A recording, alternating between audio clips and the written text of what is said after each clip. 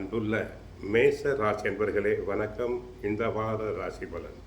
மேச ராசி என்பவர்களுக்கு ராசியில் செவ்வாய், 2இல் சூரியன், 3ஆம் இடத்தில் புதன், 4இல் குரு சுக்கிரன், 5இல் கேது. அடுத்து மேச ராசி என்பவர்களுக்கு லாபஸ்தானத்தில் ராகு இருக்கிறார். விரய ராசியில் சனி பகவான் இருக்கிறார்.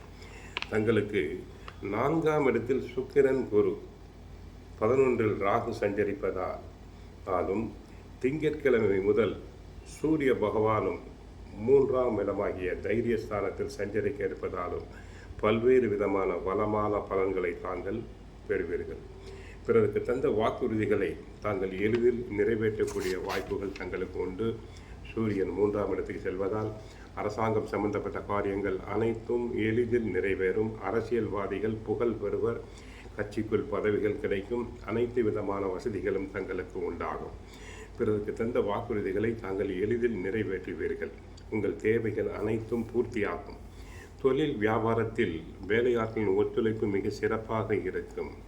நவீனகரமான பொருட்களை வாங்குவீர்கள்.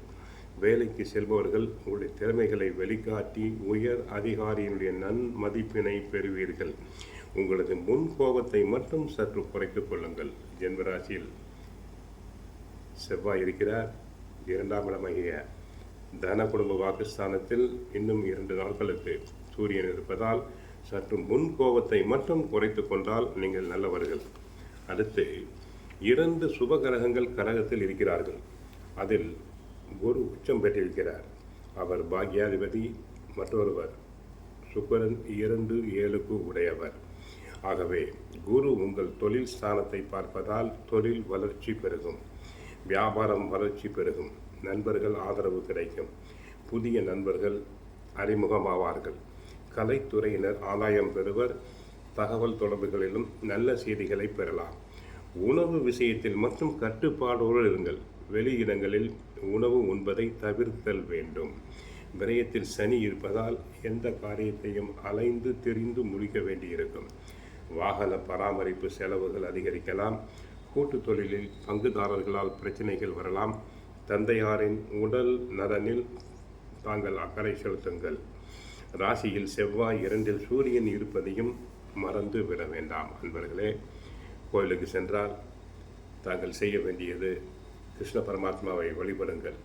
தினமும் சுந்தரகாண்டம், பகவத்கீதை பாராயணம் செய்யுங்கள். தங்களுக்கு நன்மைகள் அனைத்தும் நடைபெறும். ஆக சூரியன் 3ஆம் இடத்துக்கு சென்ற பிறகு திங்கட்கிழமை முதல் தங்களுக்கு நன்மைகள் அதிகரிக்க துவங்கும். உடல் நலனில் மட்டும் சற்று கவனம் தேவை. உஷ்ணமான வார்த்தைகளை வெளிப்படுத்தக்கூடாது. வாழ்க வளமுடன். ஹரே கிருஷ்ணா, ஹரே கிருஷ்ணா.